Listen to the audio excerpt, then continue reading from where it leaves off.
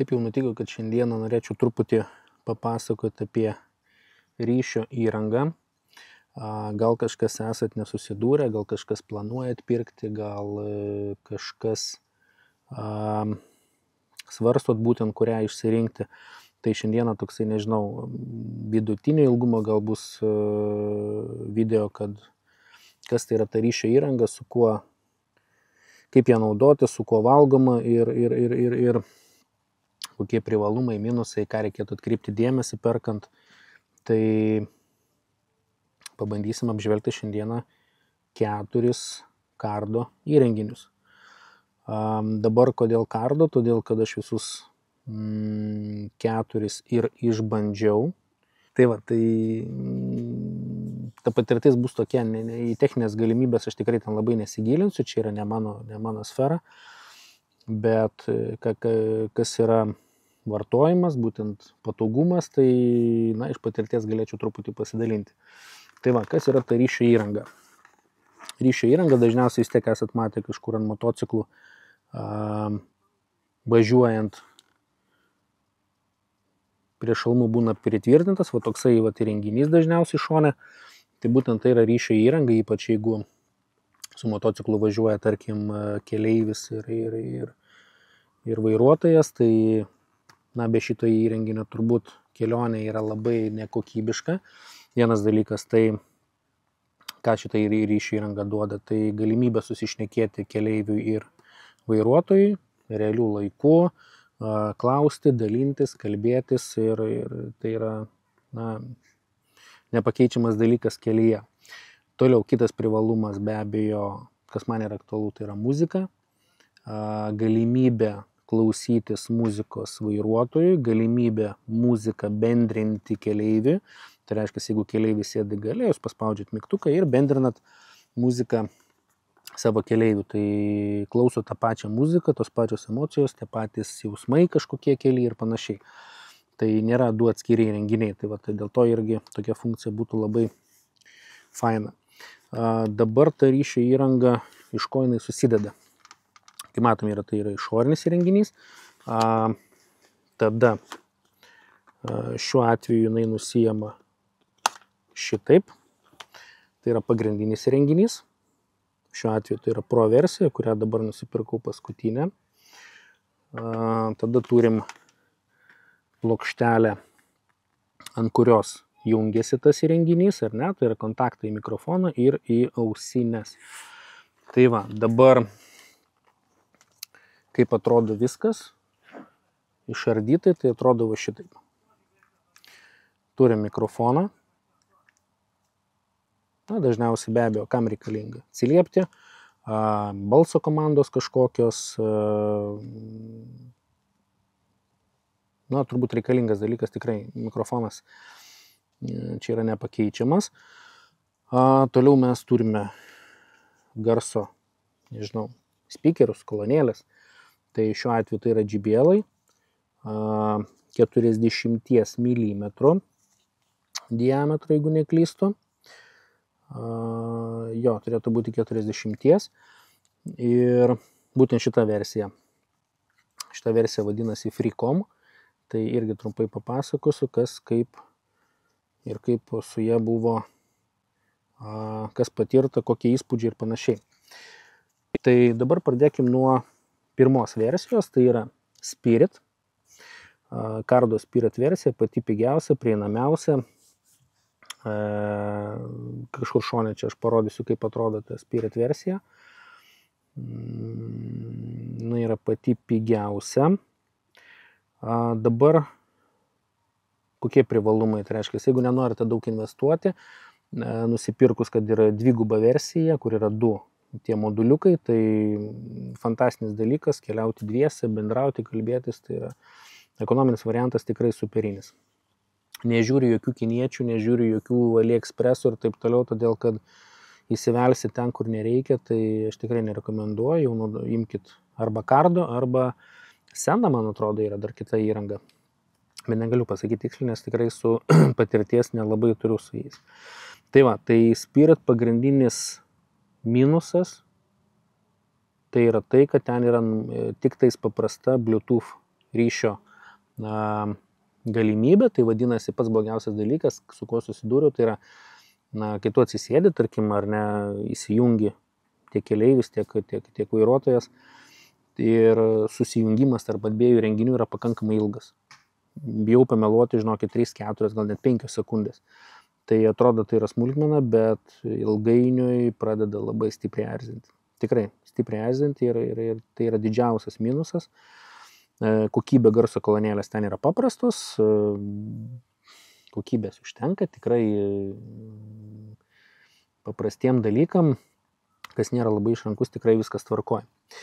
Toliau, su ta įranga aš pavažinėjau turbūt apie metus, 1,5 metų gal laiko, tai tikrai pakankamai pažinau ir taip atsitiko, kad aš norėjau truputį kažko daugiau ir tada įsigijau būtent šitą įrangą. Tai yra Freecom versija, dvigubas modulis, 2 įrenginiai. Čia atsirado Live Intercomas, kažkokia technologija susijungimo, irgi labai nesigilinsiu. Vienintelis dalykas, ką galiu pasakyti, tai yra iš vartojimo pusės, tai kad ką aš pajutau. Tai yra tai, kad įjungus įrenginį savo keleivio, jie susijungia akimirksniu. Ten, aš nežinau, pusę sekundės, gal sekundę, tikrai labai greitai susijungia. Tai čia buvo pats didžiausias pliusas šito viso daikto. Aišku, padidėjo turbūt ir atstumas, kitos galimybės. Kolonėlės ten jau kaip ir rodžiau, kadangi tai yra šita versija, būtent tai jau yra JBL kolonėlės, tai yra truputėlį kokybė tikrai yra geresnė. Ir tiem, kam reikia geresnės garso kokybės, tai tikrai rekomenduočiau rinktis bent jau šitą variantą, jeigu turit truputį daugiau pinigėlių. Kas liečia kainą, tai šiam momentui būtent šitas modulis vienas vienetas, tai yra 210 eurų. Jeigu pirkti, tarkim, dvigubą, tai jau yra 370–400 eurų. Minusai. Man nelabai patinka iš tikrųjų, kaip spaudosi mygtukai, jie spaudosi pakankamai sunkiai. Kai kada būna, kad tu paspaudė, liktais atrodo kaip ir pasispaudė, bet iš tikrųjų nepasispaudė, tai su pirštinėm ypač pakankamai reikia daug jėgų pridėti. Toliau kitas dalykas, man nelabai patiko tvirtinimas, nes kaip matot, jis yra pakankamai išlinkęs. Tai vėlgi priklauso nuo jūsų šalmo vietos, kur jūs klijuosit, kur jūs bandysit jį pridėti. Tai man nelabai gerai laikėsi, nes pas mane ta vieta buvo kažkokia truputį kitaip lenkta. Tai tiek vienas įrenginys, tiek kitas įrenginys po truputį atlipo. Aišku, ten prispaudus viskas tvarkoja, laiko ir nėra problemų. Taip, toliau kitas minusas, man nepatinka, kaip jie nusiema. Atrodo, tai yra pakankamai nesudėtingas dalykas, bet, aišku, ant šalmo dabar būtų patogiau, bet reikėtų paspausti tokį liežuvėlį ir tada, pakankamai sudėtingai dabar yra nuimti, kai nėra ant šalmo. Nusiėmė. Tai va, tai nusiėma pakankamai sudėtingai, nes čia yra tokia auselė. Žodžiu, ją reikia atlenkti ir tada įrenginį patį atlenkti. Ir didžiausias minusas yra tai, kai jūs bandot šitą daiktą palenkti būtent į tą pusę nuo šalmo ir būtent atlenkti šitą, tai automatiškai jūs atklijuojat ir plokštelę. Tai šitas labai man nepatiko dalykas, nes, tiesiog plokštelę jūs atklijuosit ir nuo to nepabėgsit. Tai tiesiog bus papildomas toks žaidimas. Daugiau kažkokių minusų pasakyti kaip ir negalėčiau. Kokybė tikrai gera, susijungia tikrai gerai, su keleiviu susijungia puikiai, garsas reguliuojasi ratuko pagalba, muzikos bendrinimas paspaudus 2 sekundės palaikius ir muzika bendrinasi, garso kokybė tikrai superinė. Tik dar vienas momentas, kad jeigu turėsit šitą pirksit įrenginį, gali būti, kad kai skambinsit kažkam ir su kažko kalbėsitės, gali būti tokie dingimai. Kalbat ir prapuolat, kalbat ir prapuolat. Tai ten yra kažkokia funkcija programėlėj, tą programėlėj funkciją įjungiat ir viskas susitvarko. Tai aš iš pradžių buvau labai nusivylęs, nes galvojau, kaip aš kalbėsiu ir visą kitą. Tai būtent šitą dalyką turėkite omeny, jeigu pirksit šitą modulį. Tai va, tai trumpai tiek apie šį. Dabar aš su jais atsisveikinu. Tai taip atsitiko, kad aš truputėlį nusprendžiau, pasiūliau juos nupirkti kažkam, parduoti. Ir žmogus susidomėjo, iš tikrųjų pigiau pardaviau, plus dar sumontuosiu jo šalmus. Tiesiog žmogus pasiims šalmą ir galės jau su savo drauge bendrauti, kalbėtis ir važiuoti turiningiau, sakykim taip. Tai va. Toliau, ką aš visgi nusprendžiau įsigyti ir kokios kainos. Tai kaip savo esminį modulį, savo esminę ryšio įrangą aš pasirinkau štai šitą. Tai yra Pro versija, trumpai papasakosiu dabar kodėl. Ir kitą modulį aš pasirinkau štai tokį. Ir vienas yra Edge'as, o kitas yra Pro. Iš esmės jie, kaip matote, abudu yra vienodi, jie atrodo labai pakankamai identiškai. Vienas yra pilkas, kitas yra tik juodas. Dabar kokie jų skirtumai, privalumai ir kodėl pasirinkau vieną tokį, kitą kitokį, kodėl taupiau, kodėl netaupiau ir panašiai. Tai dabar pakalbėkim apie šitą versiją, tai yra Edge'as. Ir po šio eina dar vienas modelis, tai yra Neo. Tai skirtumas yra tik toks, kad Neo modulis, bijau pameluoti, bet minusas didžiausias yra tai, kad jisai tvirtinasi vis dar su tokiu paspaudimu, su klik funkcija. Tai šita versija jau turi magnetinį. Tai reiškia, jisai didžiausias privalumas, prisispaudžia su magnetu, užsirakina ir viskas super. Toliau Neo versija, kas man yra labai nesuprantama ir nesuvokiama, tai yra, nežinau, kaip inžinieriai tokį sprendimą sugebėjo priimti, tai tas įrenginys, įsivaizduokit, jūs jį nusiemat, ar ne, nusinešat krauti, parsinešat prie šalmo, užsidedat ant šalmo, įsivaizduokit, nusinešat krauti, atsinešat ant šalmo, užsidėjot, pažiūrėkit kaip su magnetu. Fantastika. Ir įsijungia.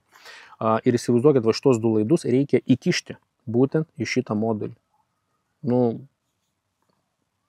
Nežinau, ką pasakyti, čia yra tokia nesąmonė.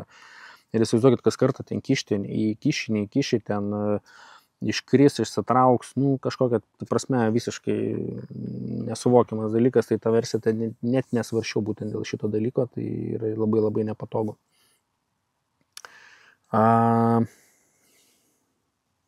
Toliau.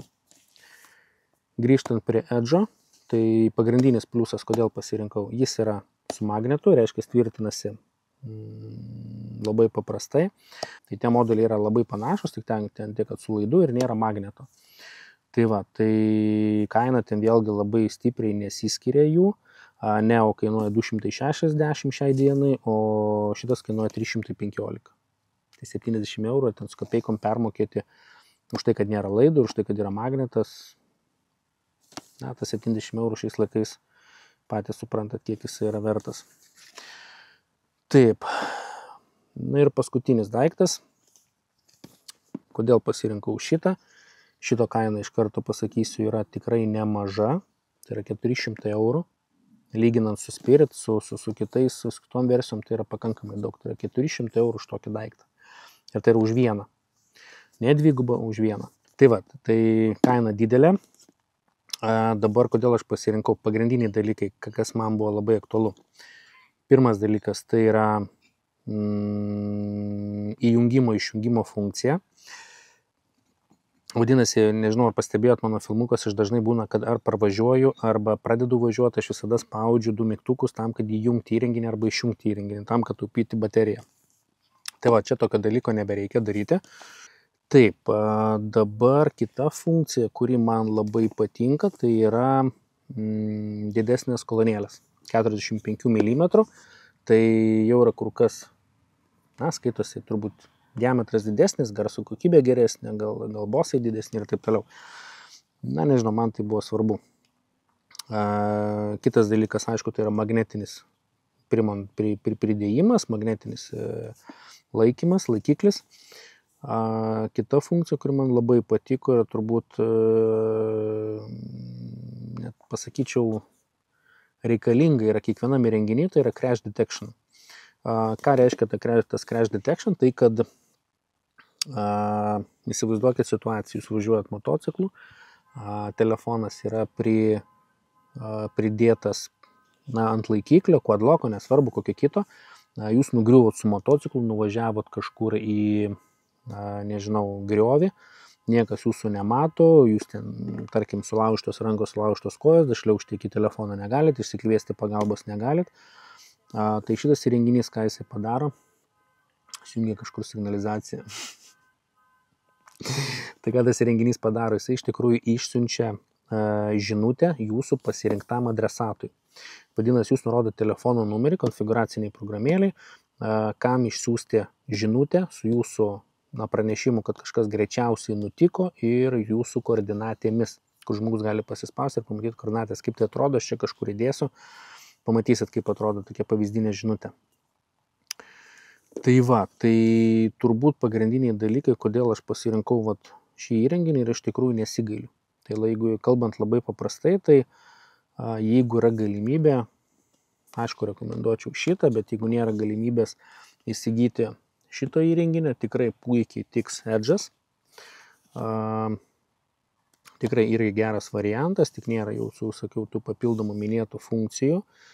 Neo galima bandyti, aišku, pigesnis dar variantas, bet su tais laidais, tai su to pajungimu, tai man tai yra labai nepriimtina, bet gal kažkam patiks. Freecomas pats optimaliausias turbūt variantas, tikrai duoda viską. Tiesa, čia galima susijungti iki 4 pašnekovų, ant šitų brangesnių renginių jau iki 15, o su Spirit versija tik tais 2. Tai į šitą irgi atkreipkite dėmesį. Ir Spirit versija atstumas, Spirit versijos yra susikalbėjimo, tai yra tikrai kur kas mažesnis. Šita versija iki yra 1,2 km, o brangesni variantai iki 1,6 km. Bet vėlgi ten priklauso daug niuansų. Aišku, jums spręsti, jums rinktis, kurį norit. Man buvo tiesiog mintis pasidalinti, papasakoti savo įspūdžius, savo patyrimų su šitais įrenginiais. Neįsivaizduoju nei vieno pasivažinėjimo be muzikos, be galimybės atsiliepti skambutį. Mano variantas dabar atrodo taip. Pakankamai didelis, bet tikrai nuėmimas nėra sudėtingas. Paspaudžiam ir patempiam į priekį. Ir uždėjimas yra labai paprastas. Nuėjai, pasikroviai, užsidėjai ir važiuoji. Jeigu turėsit kokių klausimų, ar šiaip gal kažko aš nepaminėjau, tikrai yra turbūt funkcijų ir kažkokių tais galimybių, kuriuo aš nepaminėjau, bet pagrindinės tokios yra kokios man reikalingos. Ir jeigu jau planuojat pirkti, turit pinigų, tai mano pasiūlymas būtų šitas. Jeigu ne, yra kiti variantai. Tai va, šiam kartui būtų tiek. Iš tikrųjų labai norėjau padaryti tokį trumpą apžvalgą šitų įrenginių, kadangi jie man labai patinka. Su jais labai draugauju. Tai rekomenduočiau, jeigu turit galimybę, kažką turėti ir jums, kad jūsų kelionė su motociklu būtų kuo jaukesnės, įspūdingesnės ir emocionalios. Tai va, jau matau, saulė jau leidžiasi, toj pasislėps, tai baigiam įrašą ir iki kito karto.